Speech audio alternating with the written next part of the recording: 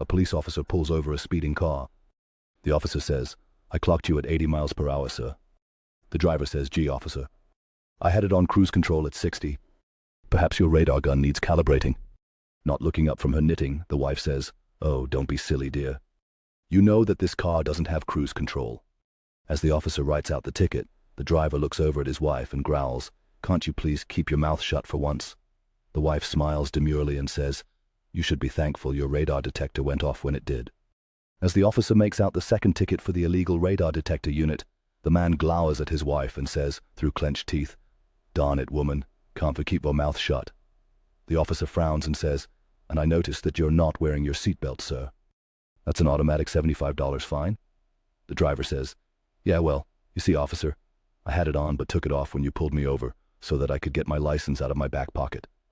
The wife says, "Now, dear, you know very well that you didn't have your seatbelt on. You never wear your seatbelt when you're driving." And as the police officer is writing out the third ticket, the driver turns to his wife and barks, "Why don't you please shut up?" The officer looks over at the woman and asks, "Does your husband always talk to you this way, Mom? Only when he's been drinking?"